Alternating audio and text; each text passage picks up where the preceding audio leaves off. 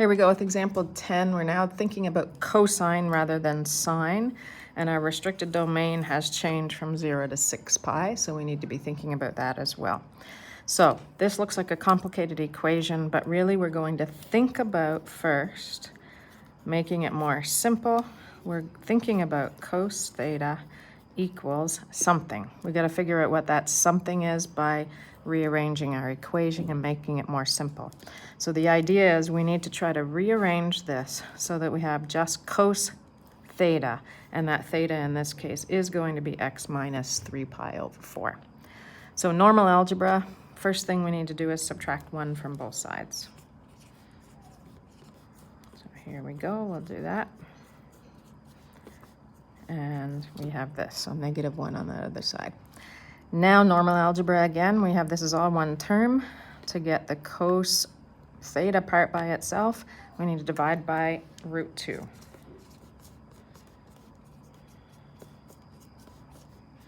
So we have negative 1 over root 2. Now let's remember that we don't use this number on our unit circle, but it is the exact same number as negative root 2 over 2. And that's because we can rationalize this denominator by multiplying by root 2 over root 2.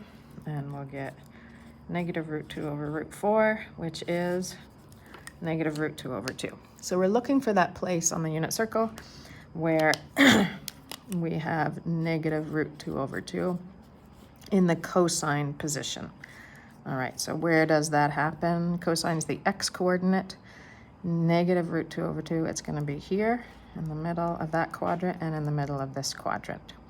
So in this case, theta would be 3 pi over 4 and 5 pi over 4.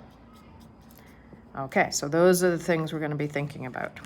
So let's go over here. We don't just have theta, instead we have x minus 3 pi over 4. So that is what is going to be equal to the 3 pi over 4 and the 5 pi over 4. All right, cosine. The period of a cosine function is 2 pi, so we need to say plus 2k pi for each of these. All right, same as before, we're just trying to get x by itself. So in this case, we need to add 3 pi over 4 to both sides of the equation. So let's do that.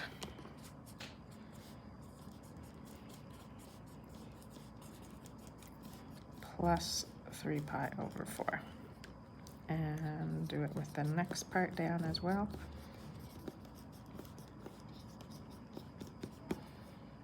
Okay, let's simplify these, add them together and simplify. We can join those together. 6 pi over 4 and 8 pi over 4. The plus 2k pi didn't change because we're adding. All right, move this up again. And keep going. Let's simplify.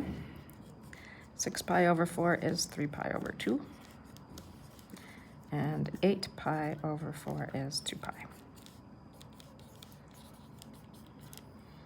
Now we need to figure out within our restricted domain. So let's think back.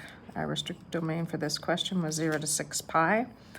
So if we start with 3 pi over 2, add 2 pi over and over again. 2 pi is the same as 4 pi over 2. The next one would be 7 pi over 2. 6 pi is the same as 12 pi over 2, isn't it? So we can go as far as there. So 11 pi over 2, the next one's going to be too big. When we subtract backwards, that's going to be negative pi over 2, which is too small. This one would have been 15 pi over 2, too big. Okay, same thing here. 2 pi, subtract 2 pi is going to bring us to 0. Add 2 pi is 4 pi. Add 2 pi is 6 pi. Next one's going to be too big, and over here is going to be too small. So here we have how many solutions? 7 solutions. So x is 0, 3 pi over 2, 2 pi, 7 pi over 2, 4 pi, 11 pi over 2 and 6 pi. And that's our solution.